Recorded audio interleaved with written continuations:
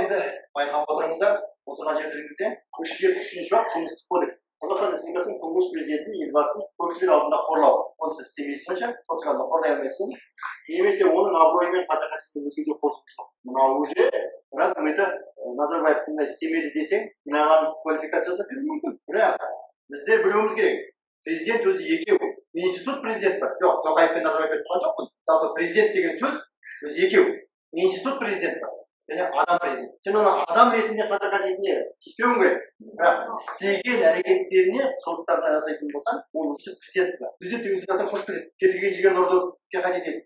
Не үшін? Оның барлығы адаммен президенттің екеуін шатыстырып алу. Ал мына ең қауіптісінің Қазақстан Республикасының тұңғыш президентінің елбасының бейнесін өлтіру. Фотосы бар ғой.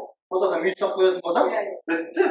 Онда мына кісі пайғамбардың да құнды болып тұр ма, мен түсінбедім. Францияда француз баспасы пайғамбардың бейнесін, Мұхаммед пайғамбардың бейнесін қорлап не шығарды. Франция оған рұқсат берді. Ештеңе деген жоқ. Бірақ бір адам келіп, бірнеше адам атып кетті. Өйткені бұған бүкіл мұсылман қауымын көтерді. Пайғамбардың бейнесі сақталмаған жоқ, бірақ соны бейнелеп істеді. Бізде пайғамбардың бейнелерден жарайтын болсаң, ешқандай жауап жоқ. Мына кісіге тиіседі ғой.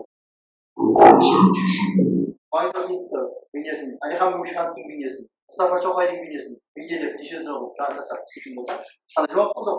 Мына кісіге бар. Мынау саяси норма. Жақын күндері алынады деген үміттемін. Мынандай болып тұруы мүмкін емес. Пайғамбардан қадір емес пе? Мұстафа Шоқайды өскемендегі бір баспа қорлап жазған кез. Ол үшін қызмет еткен адамның біреуі еді. Иммиграциялық соғысты бастаған заңгер журналист ол кісі. Оған байланысты сот болды. Сол кезде мысалы бейнесін қорлап жіберетін болса, ешқандай жауап жоқ. Мына кісіге бар.